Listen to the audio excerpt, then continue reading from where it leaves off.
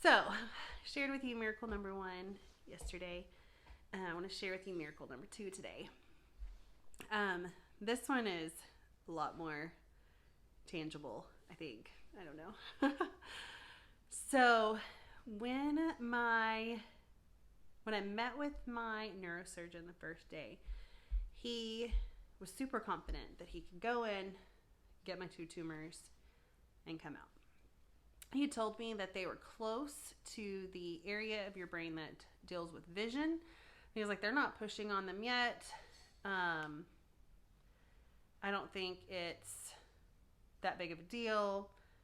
But I have to tell you, like, the warnings, like, it is near your vision, but not a big deal. So, Saturday morning, he came in, explained it all again to us, told me what he was going to do, said that now that we had the MRI images and another CT image, that there was actually, I guess he had told me the day before that there were 2 tumors. They were side by side. But, like, he was like, if I'm going to go in to get something out of somebody's brain, this is where I want them to be. Like, we're good. I was like, okay. And he was like, now the risks include, again, vision issues, but I don't foresee that happening. Perfect. So I had brain surgery on Saturday. I don't remember much about Saturday when I woke up.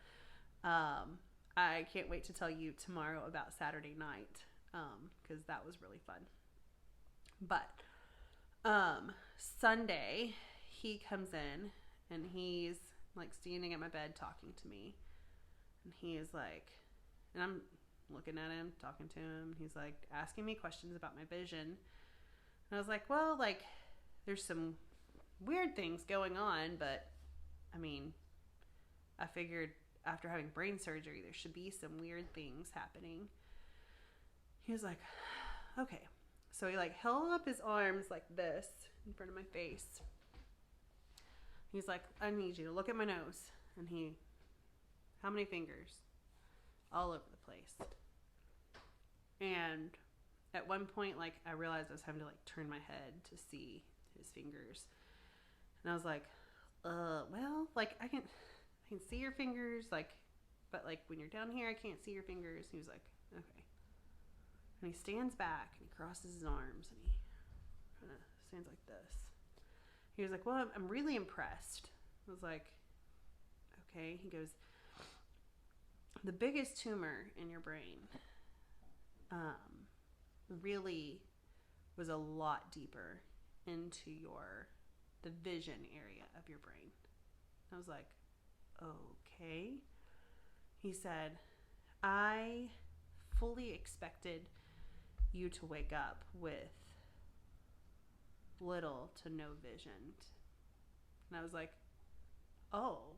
And he was like, you have some vision loss. It's in the lower quadrants of your vision, which is what you're saying feels weird. But I really expected it to be more. I think I started laughing, and he just kind of looked at me. I was like, well, I mean, we had people praying that God would protect my eyes and my vision.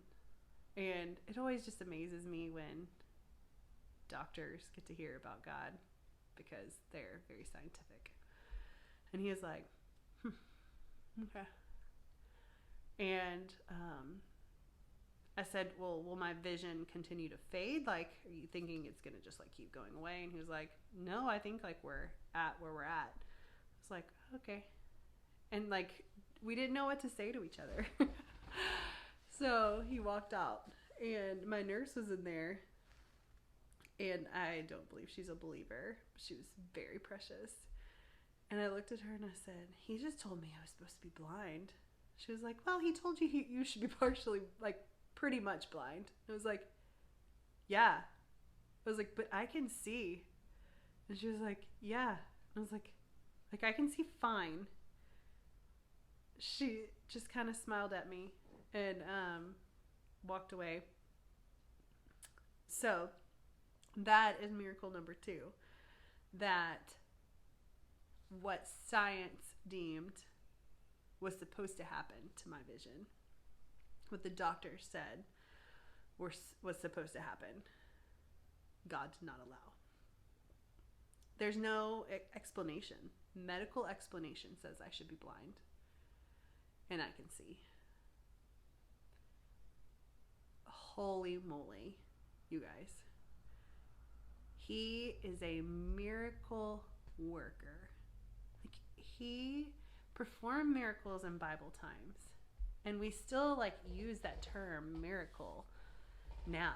Like, oh, that baby's a miracle, or oh, she had a miraculous recovery, or whatever. But like, he's performing big miracles all around us. And I personally think this COVID-19 quarantine is one of his miracles, because he's drawing family units back together and having them spend good quality time together, and using me to show people that he's still in the business of miracles. Like, there's no medical explanation why I can see right now. But the great physician is the one who healed me.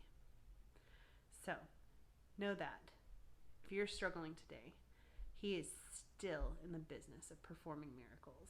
It is not a biblical thing. It is not a word we just flippantly throw around. He is still turning water into wine. He is still raising the dead to life.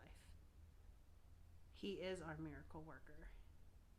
So trust in that today.